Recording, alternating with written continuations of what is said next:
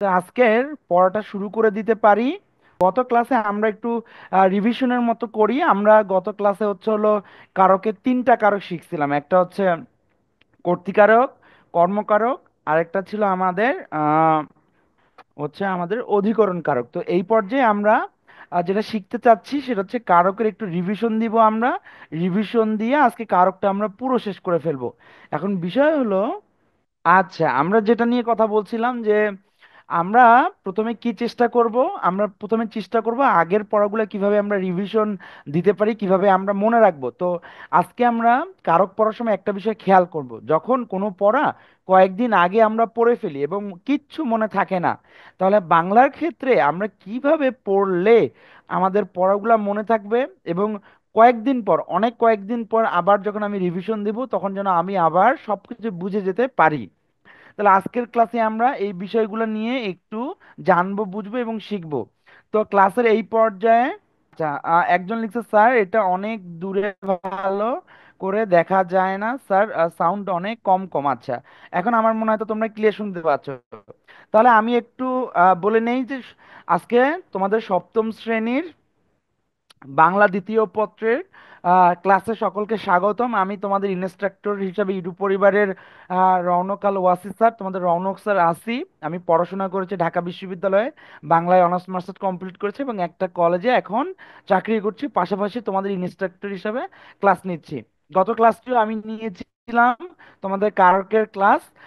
আজকেও আমরা কারকের বাকি অর্ধেক ক্লাস নিয়ে ইনশাল্লাহ কারক আজকে শেষ করব।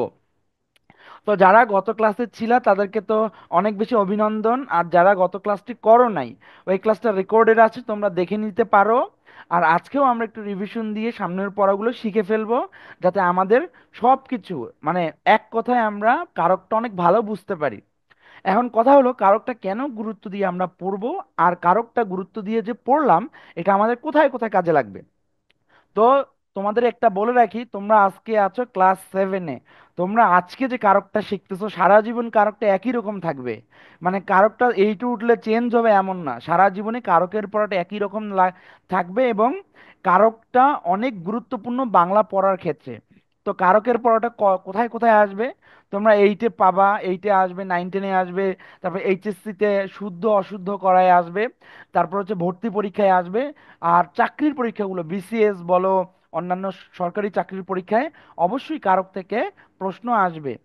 তাহলে আমাদের এই কারক পড়াটা একদম আমাদের লাগবে কতদিন পর্যন্ত, আমরা চাকরির পরীক্ষা যখন দিব 30-32 বয়স হবে তখন পর্যন্ত লাগবে।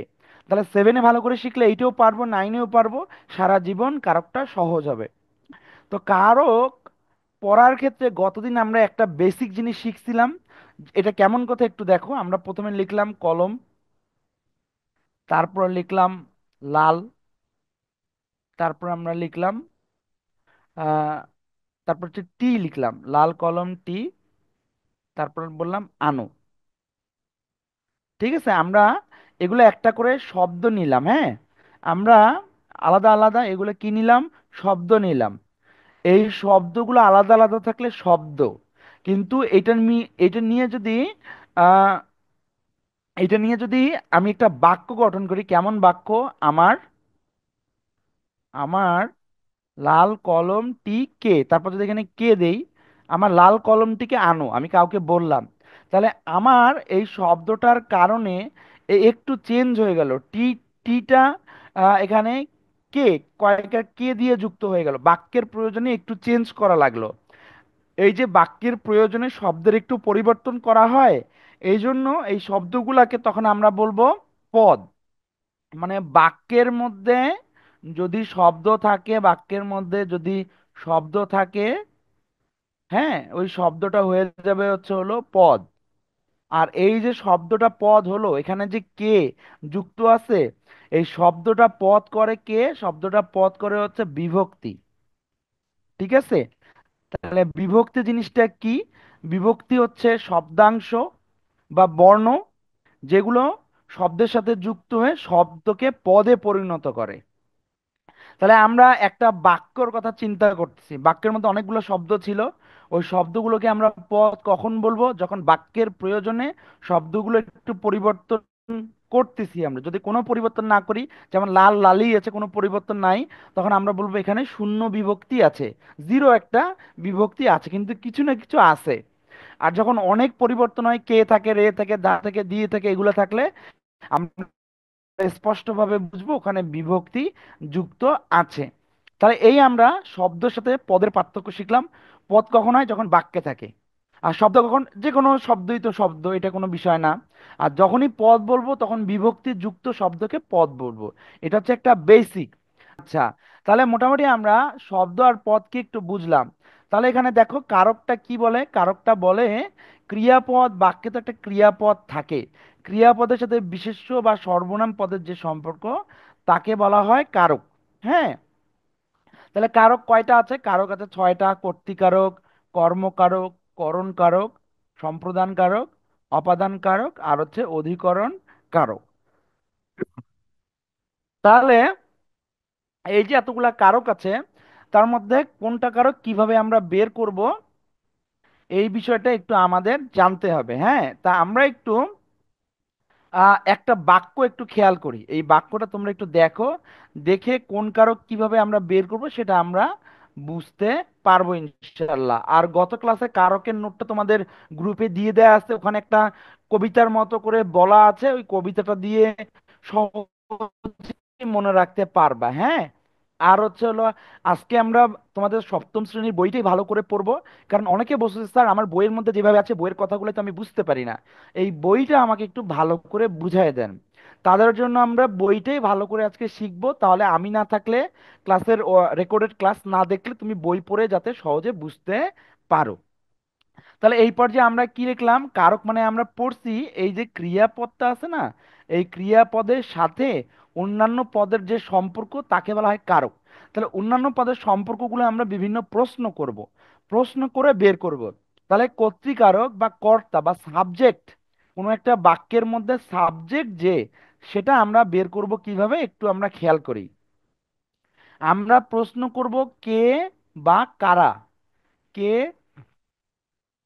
বা কারা দিয়ে প্রশ্ন যদি আমরা করি, তাহলে দেখি তো আমরা কি উত্তর পাই এখানে কারা দিয়ে প্রশ্ন করলে।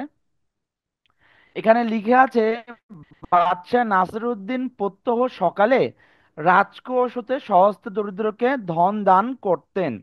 তাহলে আহ, কে বা কারা ধন বা টাকা পয়সা, সম্পদ দান করতেন? তাহলে এটার উত্তর হয় বাদশাহ নাসিরউদ্দিন। তাহলে কে প্রশ্ন করে আমরা উত্তর পেলাম কাকে? সাবজেক্টকে, কর্তাকে। তাহলে কর্তা থেকেই কর্তৃকারক, যে সাবজেক্ট তাকে বলা হয় কর্তা বাংলায়।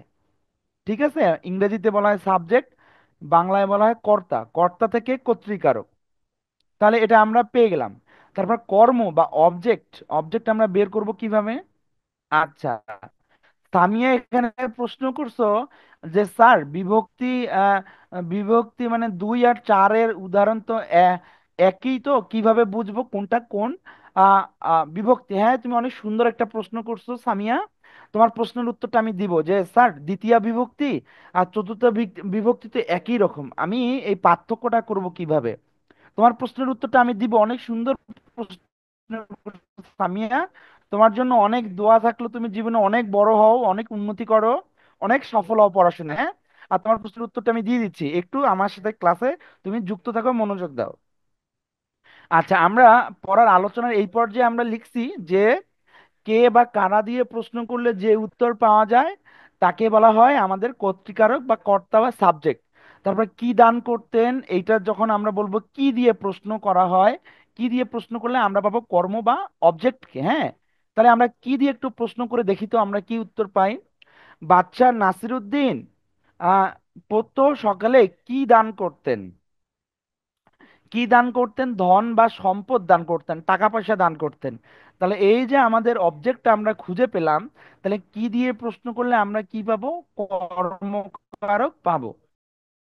আচ্ছা, এই পর্যায়ে আমরা তাহলে পেলাম কি দিয়ে প্রশ্ন করলে কর্মকারক পাওয়া যায়। তারপর কি দ্বারা যদি প্রশ্ন করি তাহলে পাবো করণ কারক। এখানে দেখো কি মানে কি দিয়ে, কি দ্বারা দান করতেন? উনি তো টাকাটা উড়াই উড়াই দান করতেন না, এটা নিজের হাত দিয়ে দান করতেন।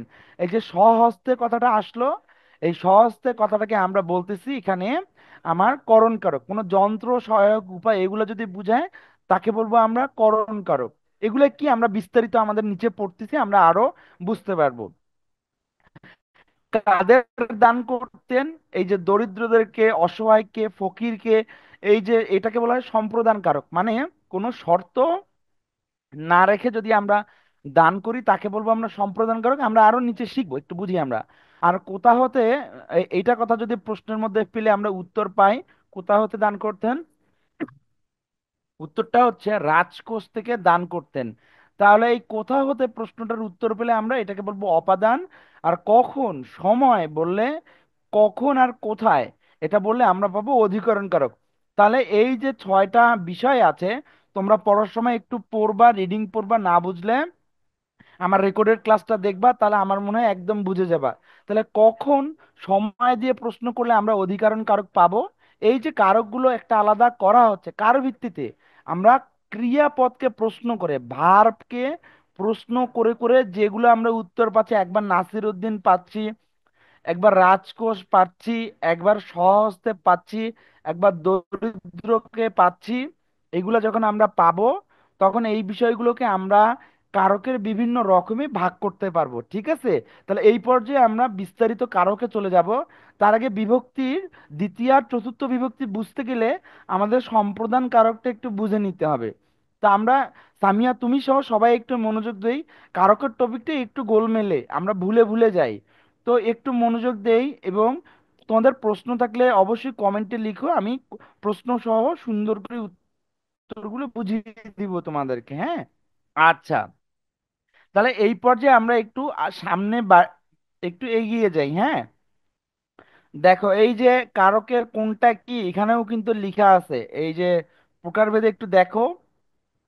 কে দ্বারা প্রশ্ন করলে কর্তৃকারক, কি বা কাকে দ্বারা প্রশ্ন করলে কর্মকারক, কি দ্বারা প্রশ্ন করলে করণকারক, কাকে শর্ত ত্যাগ করা একটা কথা লেখা আছে, মানে আমরা যখন দান করি কাউকে, তখন কি আমরা আশা করি, ধরো ফকিরকে তুমি 10 টাকা দিছো, বিনিময়ে ফকিরের কাছ থেকে 1 টাকা কোনো টাকাই আশা করো না।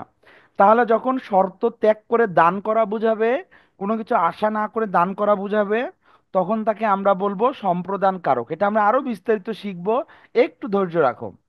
কোথা হতে প্রশ্ন করে যদি উত্তর পাওয়া যায় তাকে বলা হয় অপাদান কারক। কোথায় কখন দ্বারা যদি প্রশ্নের উত্তর পাওয়া যায় তাকে বলা হয় অধিকরণ কারক। এখানে সামিয়ার প্রশ্ন থেকে আমরা একটু আহ এই যে বিভক্তি, বিভক্তির এই ছকটা একটু দেখে নিই আমরা, হ্যাঁ? এই ছকটা একটু সবাই একটু দেখি আমরা। এই ছকটার মধ্যে কি কি আছে দেখো। যখন কোনো বাক্যের মধ্যে কোনো বিভক্তি থাকবে না, শব্দগুলো ওরকমই থাকবে, কোনো পরিবর্তন নাই, তখন আমরা বলবো এটার মধ্যে আছে হচ্ছে আমার প্রথমা কারক, হ্যাঁ? প্রথমা বা শূন্য বিভক্তি আছে। এবার যখন আমরা বলবো কে রে যুক্ত আছে, এই কে রে থাকলে আমরা বলবো তাকে দ্বিতীয়া বিভক্তি আছে। আর দ্বিতীয় বিভক্তির কে রে চতুর্থের মধ্যেও থাকে, কিন্তু এখানে একটা জিনিস বুঝাবে, সেটাকে বলা হচ্ছে দান করা। আর দান করাটা কেমন দান করা, এটা কোনো কিছু পাওয়ার আশা না করে দান করা। আমরা যখন ভিক্ষুককে ভিক্ষা দেই তখন কি তার কাছ থেকে কোনো রিটার্ন, কোনো কিছু আশা করি? তখন তো তার কাছে কোনো কিছু আমরা আশা করি না। তখন এই কেরেটা থাকলে তখন আমরা বলবো তাকে চতুর্থী বিভক্তি যুক্ত আছে। এখন অনেকে প্রশ্ন করো যে স্যার, তৃতীয় বিভক্তি দ্বারা দিয়ে কর্তৃক আর পঞ্চমী বিভক্তি হতে থেকে চেয়ে, এগুলো তো আমি আলাদা করতে পারি না। একজন প্রশ্ন করছে এটা কত পৃষ্ঠায়, তোমাদের বইয়ের 32 পৃষ্ঠা থেকেই পড়াটা। স্যার, বিভক্তির 2 আর 4 নাম্বারটা সেম, হ্যাঁ, 4 নাম্বারটা সেম, আমি এটাই একটু বুঝাই দিচ্ছি। আমরা সম্প্রদান কারক পড়ার সময় আরো ভালো বুঝতে পারবো, এখানে একটু বলে নেই। সম্প্রদান কারক পড়ার সময় তোমাদের আরেকবার রিভিশন হবে। যদি আমাদের কে রে থাকে, এটা দ্বিতীয়ার মধ্যেও আছে, চতুর্থের মধ্যেও আছে, তখন এটা দান করা বলা হয়। এটা অনেকটা হচ্ছে হলো হচ্ছে না পাওয়ার আশা করে, পাওয়ার না পাওয়ার আশা করে যে দানটা করা হয়, হ্যাঁ? না পাওয়ার আশা করে যে দান। তাহলে এই যে না পাওয়ার আশা করে যদি দান করো, তখন কেরে যুক্ত থাকলে এটাকে বলা হয় চতুর্থী। যেমন আমরা বলি ভিক্ষুককে ভিক্ষা দাও, এই যে কথাটা আমরা বললাম, এখানে লিখলাম ভিক্ষুককে, এই যে ভিক্ষুককে লিখলাম, হ্যাঁ, এই ভিক্ষুককে আমরা লিখলাম, এই যে কেটা, এটা দ্বিতীয়া হবে না, এটা হবে চতুর্থী। কেন? ভিক্ষুককে আমরা দান যে করলাম, এটা কিন্তু ভিক্ষুকের কাছ থেকে আমরা কোনো কিছু আশা করি না, না আশা করে দান, তখন কি এটা চতুর্থ হয়ে যাবে আর কি। তারপর আমাদের প্রশ্ন হলো যে তৃতীয়া, আমাদের এই যে তৃতীয়া আর পঞ্চমী, এই দুইটা যে আছে, এই দুইটা আলাদা করব কিভাবে? সারা জীবন মনে রাখবা, পাঁচ বা পচা, পাঁচ বা পচা এইভাবে মনে রাখবা। কেন মনে রাখবা একটু দেখো, পাঁচ বা পচা, হ্যাঁ, এটা দিয়ে কি মনে রাখবো একটু আমরা দেখি। আচ্ছা, তোমার কেরের প্রশ্নের উত্তরটা হচ্ছে, যখন কেরে থাকবে, যদি আমাদের বিষয়টা এমন হয় যে আমি কোনো কিছু আশা করি না তার কাছ থেকে, তখন এটা বলবো আমরা চতুর্থী। যখন এমনি সাধারণ বাক্য থাকবে, কোনো কিছু না পাওয়ার আশার বিষয়টা থাকবে না এবং সাধারণ বাক্য থাকবে, তখন বলবো দ্বিতীয়। আমরা আরো বিস্তারিত জানবো, উদাহরণে আমরা চলে আসব। তার আগে আমরা যেটা নিয়ে কথা বলতেছি, আমরা কথা বলতেছি, আমরা একজন প্রশ্ন করছে, স্যার কে রে এগুলো কোথায় থাকবে, শব্দের মধ্যে যুক্ত থাকবে। একটু আগে আমি লিখলাম না, ভিক্ষুককে ভিক্ষা দাও, ভিক্ষুককে, এই যে শব্দটার মধ্যে কে যুক্ত থাকবে, কেটা হচ্ছে বিভক্তি, মানে এটা পদ, শব্দ আর নাই, এই যে বিষয়গুলা। আচ্ছা, তাহলে আমরা পঞ্চমীর ক্ষেত্রে আরেকবার একটু দেখি। আমরা বলছি পাঁচ বা পচা থেকে আমরা এটা মনে রাখবো, ডাইরেক্ট এভাবে মনে রাখবো, পাঁচ চে, পাঁচ চে, পাঁচের এই চ মানে চে, চে, চে মানে কি হতে থেকে চে, চে মানে কি হতে থেকে, হতে থেকে চে, হতে থেকে চে, হতে থেকে চে, এই যে জিনিসগুলা হতে থেকে চে। পাঁচ বা পচা, পচা মানে কি হতে থেকে চে, চ মানে চে, এভাবে মনে রাখবো। এগুলা পঞ্চমী বিভক্তি। তারপর তৃতীয়া বিভক্তি কি, তাহলে উল্টাটা, দ্বারা দিয়া কর্তৃক হচ্ছে তৃতীয়া বিভক্তি। এভাবে মনে রাখবো, পঞ্চমী মানে পাঁচ বা পচা, এটা মানে কি বোঝায়, এটা মানে বোঝায় চে, চ মানে চে, চে মানে কি হতে থেকে চে, এই তিনটা, তিনটে কি, তিনটে হচ্ছে আমার পঞ্চমী বিভক্তি। আচ্ছা, এরকম র এর থাকলে ষষ্ঠী, অন্তুষ্টি অ এগুলা থাকলে সপ্তমী। এখন এগুলা আমাদের কোথায় কিভাবে আসবে, এখন আমরা এই পড়ায় চলে যাব।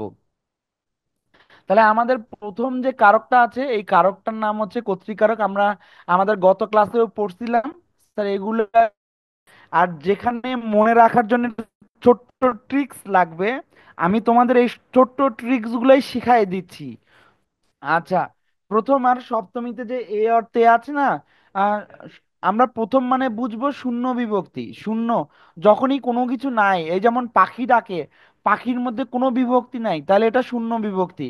আম, আহ, যদি পাখি না থাকে, এখানে অন্য কিছু থাকতো, এ যুক্ত থাকতো, তাহলে সেটাকে বলতাম আমরা সপ্তমী। এই যে দেখো, এই যে মুষুলধারের কথাটা একটু খেয়াল করো, মুষুলধারের মধ্যে এ আছে, মুষুল ধার না বলে ধারে, এই যে এ কারটা আছে, এ কারটা আছে, এই জন্য এটা এখানে সপ্তমী বিভক্তি।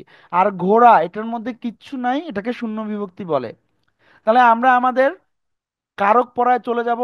এই যে কারক পড়তেছি আমরা, প্রথম কর্তৃকারকে চলে আসছি, এগুলা গত ক্লাসেও পড়ছি, আজকে একটু রিভিশন দেই। আমাদের মোটামুটি আধা ঘন্টা ক্লাস হয়ে গেছে, এই আধা ঘন্টায় আমরা কারকটা মোটামুটি ভালো মতন শিখবো। তাই সবাই মনোযোগ দেই, হাতের কাছে বই খাতা কলম রাখি, কোনো কিছু না বুঝলে অবশ্যই প্রশ্ন করতে হবে।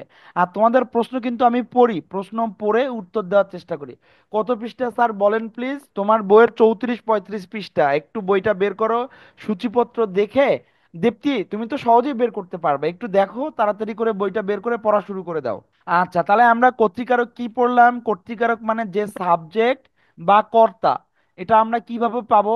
কে বা কারা দ্বারা প্রশ্ন করলে যে উত্তর পাই। এখন এই যে প্রশ্নটা একটু করো, কারা ডাকে, পাখিরা ডাকে বা পাখি ডাকে, কে যায়, সে যায়, এভাবে প্রশ্ন করলে কে যায়, সে যায়, উত্তর পাচ্ছি আমরা। কে ডাকে, পাখি ডাকে, কারা ডাকে, পাখি ডাকে, পাখিরা ডাকে, এভাবে প্রশ্ন করলে আমরা কাকে পাই? সাবজেক্টকে পাই। সাবজেক্টের বাংলায় কি বলা হয়? কর্তা। কর্তা থেকে কি কারক? কর্তৃকারক। ঠিক আছে, এভাবে আমরা পাবো। এখানে ব্যাখ্যাটা পড়লেও তোমরা বুঝে যাবা। তারপর দেখো, এই যে কর্তা আছে, এই কর্তাগুলা, এই সাবজেক্টগুলোর বিভিন্ন আমাদের নাম আছে। হ্যাঁ, বিভিন্ন নামের কারণে কর্তাগুলোর নাম হয়। কখনো আমরা বললাম মুখ্য কর্তা। মুখ্য কর্তা মানে কি? যে নিজেই ক্রিয়া সম্পাদনা করে। এই যে কর্তা বা সাবজেক্ট কি করে? ভার্বকে চালায়, মানে ক্রিয়া অনুযায়ী কাজ করে। তাহলে গাড়ি টানে, এই গাড়িটা টানে কে? ঘোড়া নিজেই টানে। এভাবে কথা বললে তখন এটাকে, এই যে ঘোড়া শব্দটা আছে, এটাকে মুখ্য কর্তা বলা হয়। মুষলধারে বৃষ্টি পড়ছে, এই যে মুষলধারে বৃষ্টি পড়ছে, এই মুষলধারে তো আমাদের কোনো এখানে কর্তা না, বৃষ্টি নিজে নিজেই পড়তেছে, নিজে নিজেই কাজ করতেছে, এটাকে এই জন্য আমরা বলতেছি মুখ্য কর্তা। তারপর আরেকটা কথা এখানে লিখা আছে প্রযোজক কর্তা। প্রযোজক কর্তা কি? মূল কর্তা যখন অন্যকে কোনো কাজে নিয়োজিত করে, ক্রিয়া সম্পাদনা করায়, তখন তাকে প্রযোজক কর্তা বলে। কথাটা কেমন একটু বোঝার চেষ্টা করি আমরা। মূল কর্তা মানে মূল একটা ক্রিয়া থাকবে, যখন অন্যকে কোনো কাজে নিয়োজিত করে, মানে কর্তা অন্যকে কোনো কাজ করায়, তখন তাকে প্রযোজক কর্তা বলবো। এটা কি রকম একটু দেখো। মা নিজেও চাঁদ দেখতেছেন, হ্যাঁ, কিন্তু মা তার বাচ্চা বা শিশুকে বলতেছেন ওই যে দেখো চাঁদ দেখা যাচ্ছে, বা এইভাবে বলতেছেন। মা শিশুকে চাঁদ দেখাচ্ছেন, মা নিজেও চাঁদ দেখতেছেন, শিশুটাকেও চাঁদ দেখাচ্ছেন। তাহলে এরকম থাকলে মা যে কাজটা কারো দ্বারা করাই নিচ্ছেন, মাকে বলা হবে প্রযোজক কর্তা, আর শিশুকে বলা হবে প্রযোজ্য কর্তা। শিশু নিজেও কর্তা, কিন্তু ও নিজে নিজে কাজটা করতেছে না, মা করাই নিতেছেন, এই জন্য মা হচ্ছে মূল কর্তাটা, প্রযোজককর্তা, আর এখানে শিশু হচ্ছে প্রযোজ্যকর্তা। এগুলো একটু রিডিং পড়লে তোমরা বুঝতে পারবা। আর যে কর্তাই বলি না কেন, এগুলো কি কারক? এগুলো হচ্ছে আমাদের কর্তৃকারক। আচ্ছা, তাহলে এই পর্যায়ে আমরা একটু নতুন একটা কর্তা একটু দেখব। বাংলায় এটা খুবই ইম্পর্টেন্ট উদাহরণ। এই উদাহরণগুলো ভেরি ভেরি ইম্পর্টেন্ট, পরীক্ষায় আসে হুবু হুবু। এইগুলাই তোমরা ঢাকা বিশ্ববিদ্যালয়ের পরীক্ষায়, জাহাঙ্গীরনগরের ভর্তি পরীক্ষায়, তারপর চাকরির পরীক্ষায় পর্যন্ত সারা জীবন এগুলো কমন পাবা। শিয়ানে শিয়ানে লড়াই, এই যে শিয়ানে শিয়ানে, এটা হচ্ছে আমাদের কর্তা। এখানে কেমন কর্তা? এই যে দুইটা কর্তা আছে না, এই দুইটা কর্তা একরকম, একরকম জন্য এগুলাকে বলা হচ্ছে আমার বেতিহার কর্তা।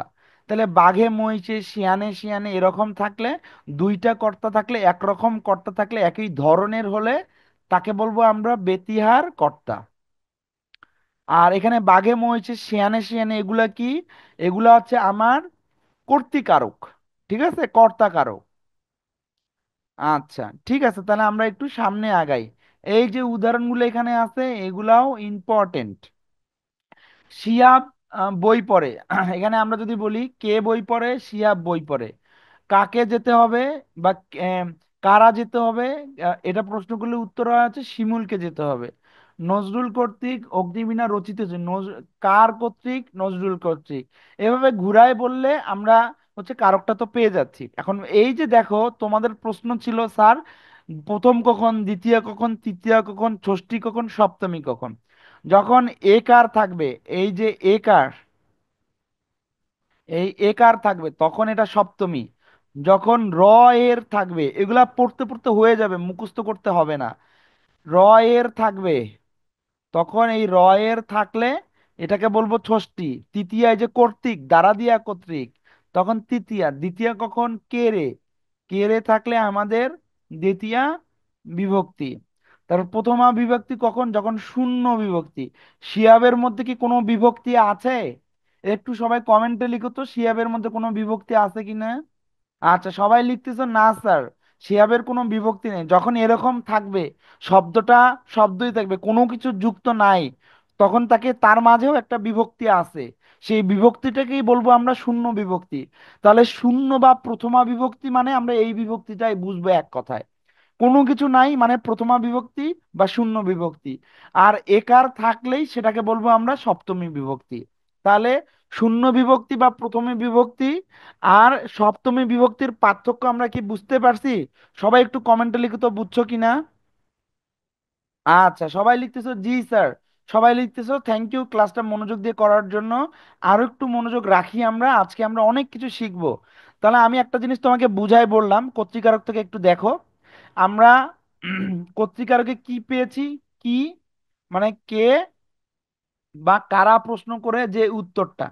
তারপর আমরা কি বলছি এখানে? মুখ্য কর্তা, তারপর আমার প্রযোজ্য কর্তা, বেতিহার কর্তা, এগুলো আমার ইম্পর্টেন্ট। তারপর আমরা এই উদাহরণগুলো পড়ার সময় বলছি, এই উদাহরণগুলো হুবহু পরীক্ষায় আসে। তারপরে আমরা কিছু উদাহরণ এখানে ওয়ার্ম আপ করলাম, কিছু উদাহরণ এখানে শিখলাম, এগুলো আমাদের ইম্পর্টেন্ট, হ্যাঁ। তারপরে আমরা পরের কারকে চলে গেলাম, কর্মকারক। কর্মকারকে আমরা কি জানি? কর্মকারকে আমরা জানি কি দিয়ে প্রশ্ন করলে আমরা কর্মকারক পাবো। এই যে দেখো, আমরা কিন্তু এটা ভুলে যাব না, তোমাদেরকে একটু দেখাই নিচ্ছি যাতে তুমি বইটা পড়ো, বইটা শেখো। এই যে দেখো বইয়ের মধ্যে এখানে দেয়া ছিল, এখানে আমাদের প্রশ্নটা দেখো 2 নম্বরে কি আছে, কি বা কাকে দ্বারা যদি প্রশ্ন করি, তাহলে একটু আমরা দেখি তো এই কি বা কাকে দিয়ে এখানে প্রশ্নটা হয় কিনা। এই যে আমাদের কর্মকারকটা আছে, কর্মকারকে একটু চলে যাই আমরা, একটু দেখো তো। ঘোড়া গাড়ি টানে, শাহেদ বই পড়ে। শাহেদ তো আমার কর্তা, আমি জানি, আমি বুঝে গেছি। এখন এই যে বই শব্দটা আছে, এটা একটু খেয়াল করি।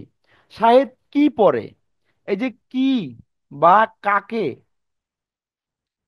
কি দিয়ে যে প্রশ্ন করলাম, শাহেদ কি পড়ে, বই পড়ে।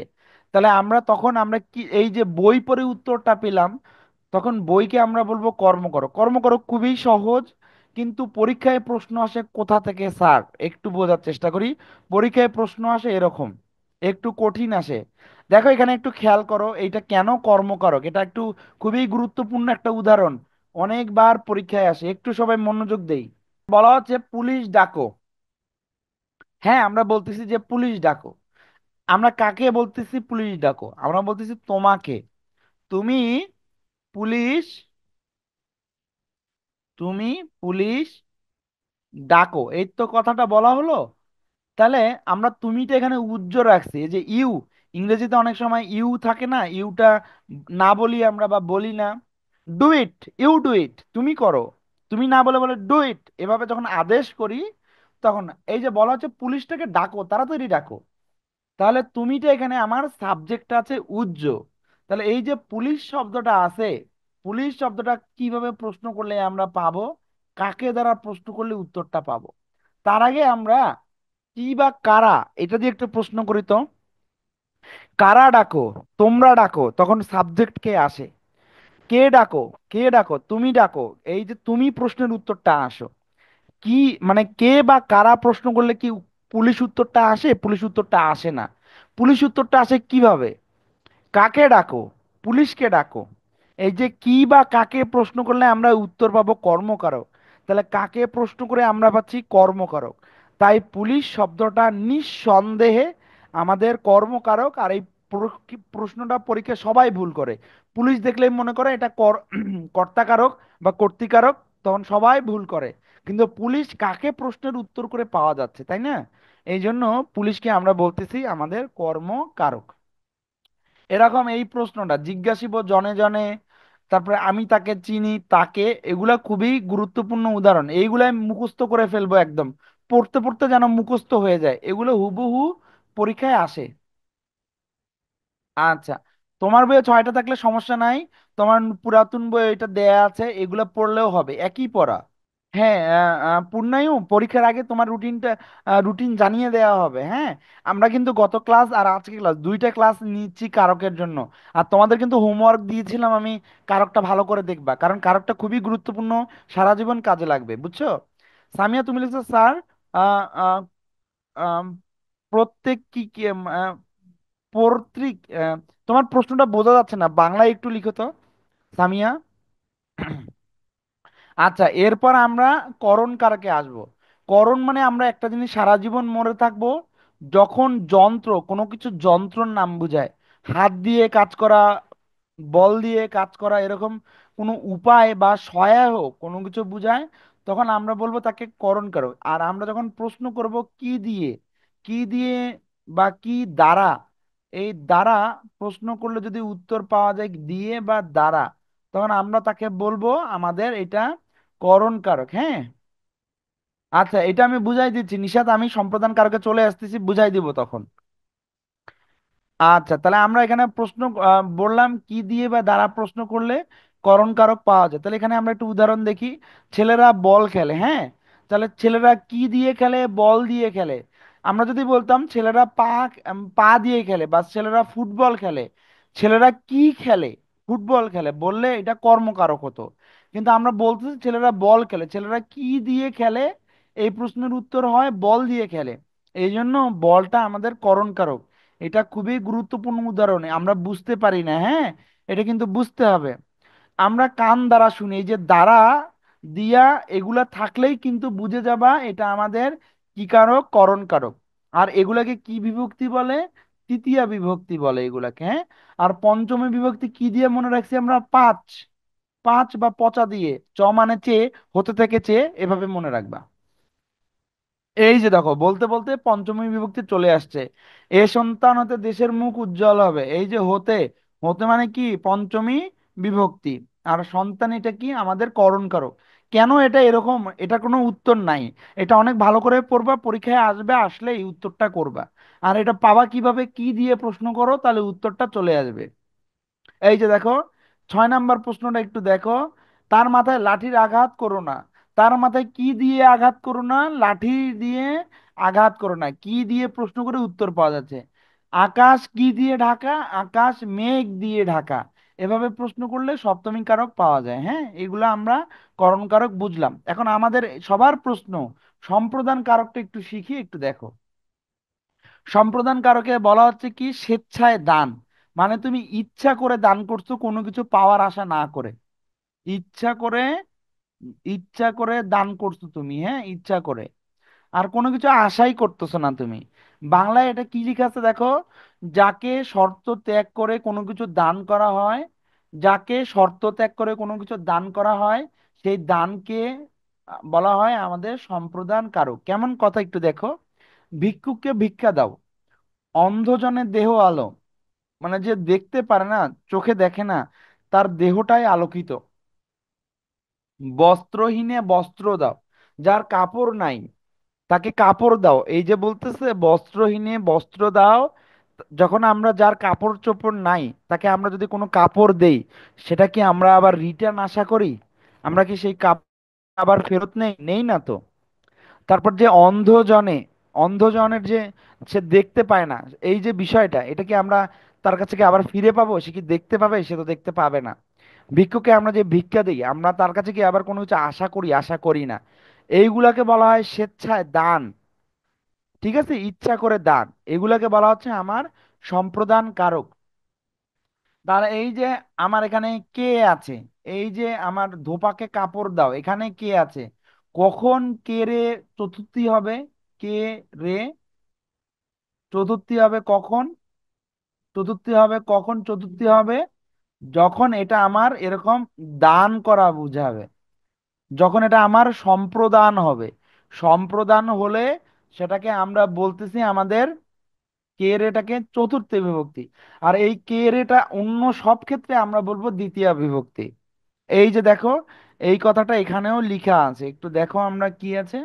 এই যে দেখো উদাহরণটা দেখো, দরিদ্রকে দান করো। এই কেরেটাকে কি বলা হচ্ছে? চতুর্থী বিভক্তি। এটা দ্বিতীয়া হলো না কেন স্যার? দ্বিতীয়া হলো না কারণ আমরা সম্প্রদান পড়তেছি। সম্প্রদানে কেরে থাকলেই তাকে আমরা বলবো চতুর্থী বিভক্তি। ঠিক আছে। আর এই সেম কেরেটাই অন্যান্য সবগুলাতে থাকলে বলবো দ্বিতীয় বিভক্তি। এখন সবাই একটু বলো তো কমেন্টে, বুঝছো কিনা? ধোপা কাপড় ধোয়, এখানে শর্ত নাই। একটু দেখো, আমরা এই উদাহরণটা একটু আলোচনা করি, দেখো। এই যে দেখো, যখন কেউ কাপড় ধোয়, ধোপাকে দিছো কাপড় ধোয়ার জন্য। হ্যাঁ, এই যে ধোপাকে দিছো কাপড় ধোয়ার জন্য, ধোপা আবার কাপড়টা ফেরত দেয় না? কাপড়টা তো ফেরত দেয়। এই জন্য ধোপাকে সম্প্রদান কারক হবে না, এটাই লিখা আছে। ধোপা সম্প্রদান কারক নয়, কারণ ধোপাকে কাপড় কখনোই শর্ত ত্যাগ করে দেয়া হয় না। কিন্তু ভিক্ষুকে ভিক্ষা দেওয়ার শর্ত ত্যাগ করে। তারপর এখানে দেখো, দরিদ্রকে দান করা হয় শর্ত ত্যাগ করে। গুরুকে দক্ষিণা, ধরো তোমার, আমি তোমার শিক্ষক, আমি তোমাকে আজকে পড়াইলাম, তোমার সারা জীবন এই পড়াটা মনে আছে। তুমি যখনই এই বিষয়টা পড়ো, তুমি অনেক বেশি কৃতজ্ঞতা জ্ঞাপন করো যে রৌনক স্যার আমাকে এই জিনিসটা পড়াইছে, আমার সারা জীবন মনে আছে।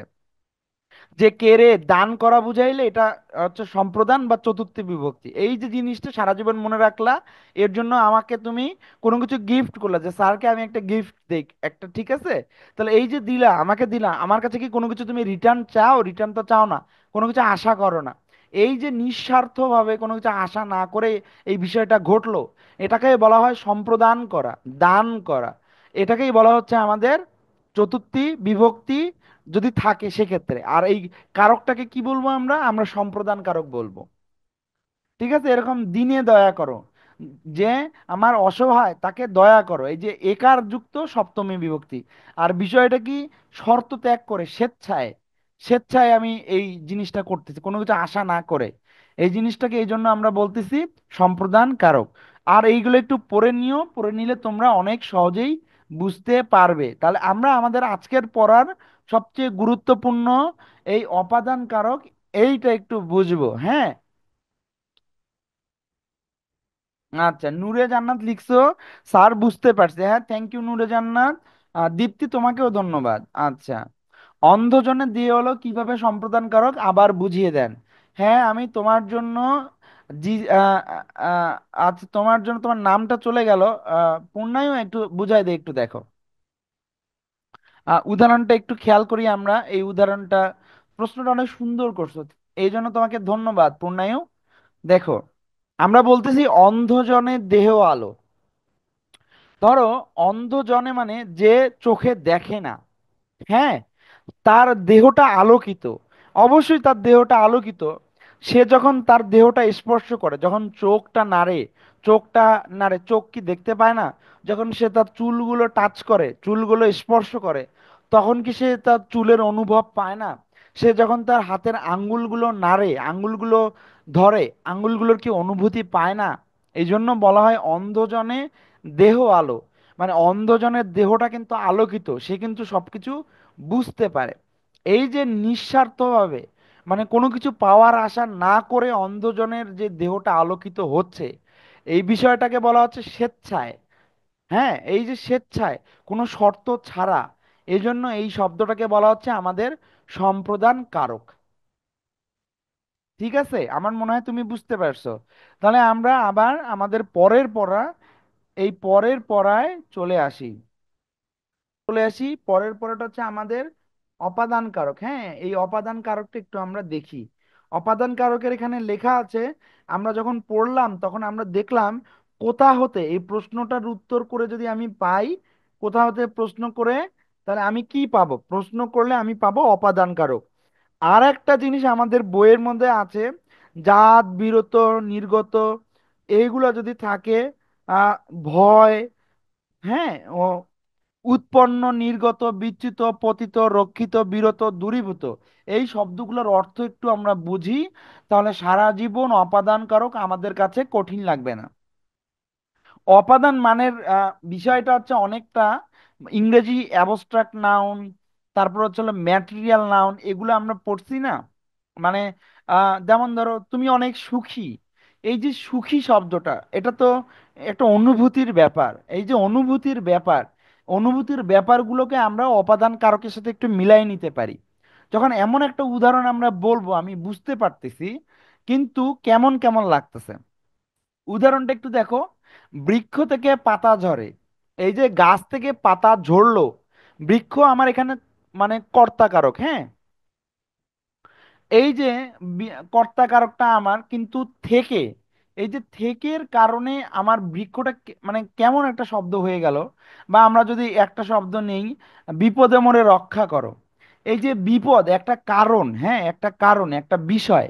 এই যে একটা বিষয়, বিষয় থেকে আমি মুক্তি চাচ্ছি, এরকম যখন কোনো কিছু থেকে কোনো কিছু বিচ্যুত হওয়া, কোথায় কোনো কিছু পড়ে যাওয়া, কোনো কিছু গৃহীত, কোনো কিছু গ্রহণ করা, কোনো একটা জাত বুঝায়, হ্যাঁ, কোনো কিছু থেকে বিরত থাকা, কোনো কিছু থেকে কোনো কিছু দূর হয়ে যাওয়া, কোনো কিছু উৎপন্ন হওয়া বা ভীত হওয়া, যখন বাক্যর মধ্যে থাকবে ওই বাক্যগুলোকে আমরা বলবো অপাদান।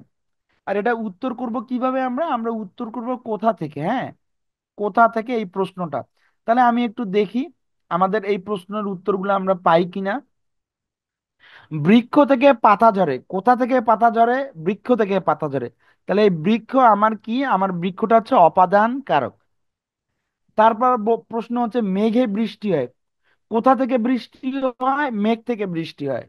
তারপর দেখো কোথা থেকে মুক্তা মেলে? ঝিনুক থেকে মুক্তা মেলে।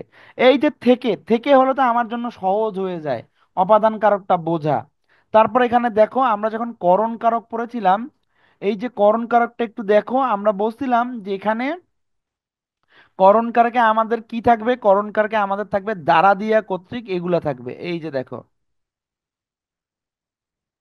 এই যে দেখো এখানে আমরা বলছি এই যে হতে, হতে থেকে চেয়ে, তারপর হচ্ছে দ্বারা দিয়া, কর্তৃক। এই যে দ্বারা দিয়া কর্তৃক মানে অনেকটা বুঝবো কি আমার করণ কারক। হ্যাঁ, এই যে দ্বারা দিয়ে বুঝবো অনেকটা তৃতীয়া বিভক্তি, তৃতীয়া বা আমার হচ্ছে হলো করণ। আর যখন থাকবে আমার হচ্ছে হলো এরকম অপাদান থেকে, থেকে যখন থাকবে, এই থেকে থাকলে আমরা বুঝবো কি এটা হচ্ছে অপাদান। এটা অনেকটা পড়তে পড়তে তুমি হচ্ছে ধরে নিতে পারবা, সহজেই বুঝতে পারবা। হ্যাঁ, এটা বোঝার বিষয়, একটু পড়ো, পড়লে তোমরা সহজেই বুঝতে পারবা। তাহলে এই উদাহরণগুলো আমরা একটু আরেকবার দেখি। আমরা বললাম ঝিনুক থেকে মুক্তা মেলে, কোথা থেকে মুক্তা মেলে? ঝিনুক থেকে। এভাবে প্রশ্নের উত্তর পেলে আমরা কি পাই? আমরা অপাদান কারকটা পাই। তারপর আমাদের সবচেয়ে গুরুত্বপূর্ণ যে উদাহরণগুলো, এই যে দেখো, ভীত হওয়াটা, এটার উদাহরণটা কেমন একটু দেখি। সুন্দরবনে বাঘের ভয় আছে। এই যে ভয় কথাটা আমার বাক্যের মধ্যে আছে, এটা থাকলেই বুঝে যাব এটা আমার আন্ডারলাইন করা শব্দটা অপাদান কারক। তাহলে অপাদান কারক অনেক সহজ। এখন আমরা কিছু উদাহরণ দেখি। এই উদাহরণগুলা পড়তে পড়তে এমন হয় যেন তোমার মুখস্থ হয়ে যায়। এগুলা ভেরি ভেরি ইম্পর্টেন্ট। হ্যাঁ, আর তোমাদের গতদিন আমরা যে যে পিপিটিটা দিছি, যে স্লাইডটা দেয়া আছে, নোটটা দেওয়া আছে, ওই নোটের মধ্যে আরো সুন্দর করে শর্ট ট্রিক্স করে বুঝাই দেয়া আছে। তো ওই নোটটাও তোমরা একবার দেখে নিও। ওইটা পড়লে আরো সহজে বুঝতে পারবে। আর তোমাদের বই বুঝাই দিচ্ছি, বইটার কোনো প্রশ্ন থাকলে এখানে প্রশ্ন করিও আমাকে। হ্যাঁ, আকাশ থেকে বৃষ্টি পড়ে, এই আকাশ এই শব্দটা হচ্ছে আমাদের অপাদান কারক। আচ্ছা, thank you. Thank you Aniruddha. আহ, আশা দেব, তোমাকেও অনিরুদ্ধ, তোমাকে ধন্যবাদ সুন্দর করে বলার জন্য। আচ্ছা, হ্যাঁ, কিং স্বপ্ন লিখছো কবির মাকে খুব ভয় পায়, এভাবে বললে মাকে কবির, এই শব্দগুলো আমাদের অপাদান কারক হবে। দুধের দই হয় বাঘের ভয়ে সকলে ভীত, জেলেরা নদী থেকে মাছ ধরছে, এই যে দিয়ে আর থেকে, এগুলো হলে করণ অপাদান, সহজে বুঝে যাব। বাবাকে বড্ড ভয় পাই, ভয় মানেই আমার বাবাকে শব্দটা হচ্ছে অপাদান কারক। হ্যাঁ, আমাদের লাস্ট একটা কারক আছে অধিকরণ কারক, সেটা একটু আমরা বুঝি। অধিকরণ কারকে আমরা কি বুঝবো? আমরা বুঝবো কখন আর কোথায়। কখন আর কোথায় যদি আমাদের প্রশ্ন প্রশ্ন যদি করা হয়, হ্যাঁ, তাহলে কখন আর কোথায় আমরা একটু দেখি।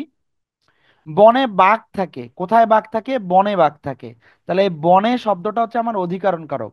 কিন্তু যদি বলতো বনের বাঘে ভয় পাই, বনের বাঘকে ভয় পাই, তাহলে বাঘ বা বনের এগুলা কি হইতো? এগুলা হইতো আমার অপাদান কারক। তারপর দেখো, তিনি ব্যাকরণে পণ্ডিত। তিনি কোথায় পণ্ডিত? কোন ভাষায় পণ্ডিত? তিনি ব্যাকরণে পণ্ডিত। এভাবে বললে আমি অধিকরণ কারক পাই। কখন কোকিল ডাকে? বসন্ত মাসে কোকিল ডাকে। যখন সময়, সময় বুঝাবে, তারপর স্থান বুঝাবে, এগুলা থাকলে আমরা বুঝবো কি এটা হচ্ছে আমাদের অধিকরণ কারক। তাহলে অধিকরণ কারক আছে তিনটা। স্থানাধিকরণ মানে স্থান বুঝাচ্ছে, কালাধিকরণ মানে কাল, কাল মানে সময় বুঝাচ্ছে, কাল মানে সময়। তারপর আরেকটা কি? বিষয়, বিষয়াধিকরণ মানে বিষয় বোঝাচ্ছে। ভাবাধিকরণ মানে কি? কোনো ভাব বুঝাচ্ছে। তাহলে আমরা একটু সংক্ষেপে এগুলো একটু দেখে নিই। হ্যাঁ, উদাহরণগুলো কি আছে একটু দেখো। উদাহরণ চারটা। স্থানাধিকরণ, স্থান বোঝাচ্ছে, জলে কুমির থাকে, কোথায় কুমির থাকে? জলে কুমির থাকে। খুবই সহজ, এটা স্থানাধিকরণ আমার অধিকরণ। যদি স্পেসিফিক ভাবে তোমার কাছে চায় অধিকরণের মধ্যে কোন অধিকরণ কারক এই বিষয়টা, তখন আমরা বলবো স্থানাধিকরণ অধিকরণ। যদি এত গভীরভাবে না জিজ্ঞাসা করে এটা কোন কারক, তখন বলবা অধিকরণ কারক। তারপর কালাধিকরণ, কাল বুঝালে আমরা বলবো এটা হচ্ছে আমার কালাধিকরণ অধিকরণ কারক। শরতে শাপলা ফোটে কোন মাসে? শরৎ মাসে। এটা কি বুঝাচ্ছে? সময় বুঝাচ্ছে। এরকম সময় বুঝাইলে এটা আমার কালাধিকরণ। বিষয়, আমি ইংরেজিতে ভালো, গণিতে কাঁচা, এই যে গণিত, ইংরেজি, এগুলো হচ্ছে আমার বিষয়। এই বিষয় বুঝালে বিষয়াধিকরণ। ভাবাধিকরণ কি একটু খেয়াল করি আমরা। একটি ক্রিয়া অন্য ক্রিয়ার ওপর নির্ভর করলে নির্ভরশীল ক্রিয়াপদটি ভাববাচকে পরিণত হয়ে অধিকরণ হলে তাকে ভাবাধিকরণ বলে। মানে বিষয়টা এমন, সূর্যোদয়ে অন্ধকার দূরীভূত হয়। অন্ধকার, সূর্যোদয়, দুইটা শব্দ। হ্যাঁ, দুইটা শব্দের মধ্যে অন্ধকার এই শব্দটা কিসের উপর নির্ভরশীল? সূর্যোদয়ের উপর নির্ভরশীল। এরকম কোনো একটা শব্দ কোনো একটা শব্দের উপর নির্ভরশীল। আহ তারপর হচ্ছে হলো সময় বুঝায়, বিষয় বুঝায়, এত কিছু যখন বুঝাবে তখন আমরা এটাকে বলবো ভাবাধিকরণ হচ্ছে বহুব্রীহি। আরেকটা জিনিস বোঝার চেষ্টা করো, কেন এটা ভাবাধিকরণ বলবো আমরা। দেখো তো, সূর্যকে অন্ধকার দূরীভূত হয়, এই যে দূরীভূত হয় কথাটা আমরা বললাম, আমরা তো দূরীভূত থেকে শিখলাম এটা অপাদান কারক হবে, কিন্তু এখানে ভাবাধিকরণ কেন? কারণ যদি অন্ধকার বলতো, অন্ধকার শব্দটা আসলে এটা হচ্ছে অপাদান, অন্ধকার দূর হচ্ছে, তাহলে অন্ধকার আমার অপাদান। কিন্তু সূর্যোদয় এটা কি আমার অন্ধকার?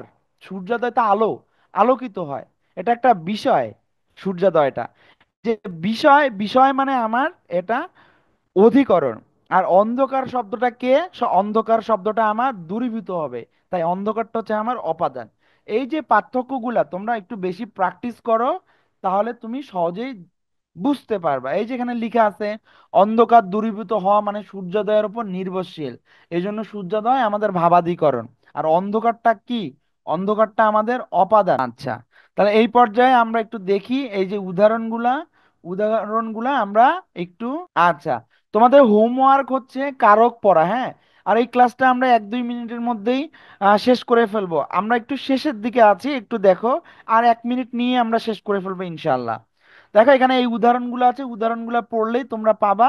আর যদি বুঝতে না পারো আমাদের হচ্ছে কমেন্ট বক্সে তোমাদের গ্রুপে প্রশ্ন করিও, স্যাররা উত্তর দিয়ে দিবে, হ্যাঁ। আর আমরা কোথায়, কখন আর কোথায় এইটা দিয়ে বুঝবো, এটা হচ্ছে আমাদের অধিকরণ কারক, হ্যাঁ। তারপর দেখো সম্বন্ধ বা সম্বোধন পদ কি? কাউকে কোনো নামে ডাকা, কাউকে কোনো নামে ডাকা কি বলা হয়?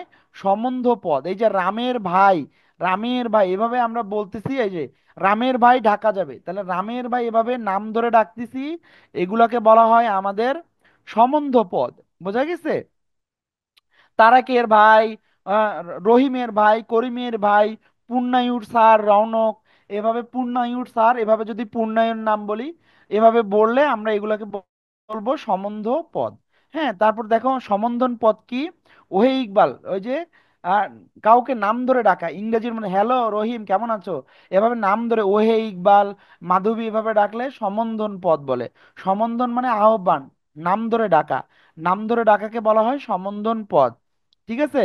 তাহলে এখানে কারকের অনেক উদাহরণ আছে, এই উদাহরণগুলা তোমরা পড়বা। এই যে দেখো, তিলে তৈল হয়, তেল উৎপন্ন হয়, এটা ভেরি ভেরি ইম্পর্টেন্ট এমসিকিউ। তোমরা বলবা যে স্যার বলে নাই, তোমাদের জন্য এটা ভেরি ভেরি ইম্পর্টেন্ট এমসিকিউ। একটু দেখো, তিলে তৈল হয়, হয় বললে অপাদান, আর আছে, আছে বললে কি? অধিকরণ, আছে বললে কি? অধিকরণ, হ্যাঁ, আছে বললে অধিকরণ কারক। আশা করি তোমরা এটা বুঝছো, আছে বললে এই যে বললে অধিকরণ, আর হয় বললে অপাদান, হয় মানে উৎপন্ন হয়। ঠিক আছে? তাহলে এই পর্যায়ে আমরা কারকের সম্পূর্ণ শিখলাম, এই উদাহরণগুলো একটু তোমরা দেখো, উদাহরণগুলো দেখলেই তোমরা মোটামুটি সবকিছু শিখে নিতে পারবা। তাহলে এই ছিল আজকের আমাদের ক্লাস। তাহলে আজকের এই পর্যায়ে ক্লাসে যদি কারো কোনো অসুবিধা হয় বা প্রশ্ন বুঝতে না পারো, তাহলে আমাকে প্রশ্ন করতে পারো। আর যদি ক্লাস কারো প্রশ্ন না থাকে তাহলে তোমরা লিভ নাও। ঠিক আছে? আর আমরা ক্লাসটা এখনই শেষ করে দিব ইনশাল্লাহ। আচ্ছা, যেহেতু কারো প্রশ্ন নাই, আহ কেউ প্রশ্ন করতেছো না, ঠিক আছে, তাহলে আমি ক্লাসটা এখানে শেষ করলাম। তোমরা আমার ক্লাসটা মনোযোগ দিয়ে করার জন্য অসংখ্য ধন্যবাদ। ঠিক আছে? সবাইকে আসসালামু আলাইকুম।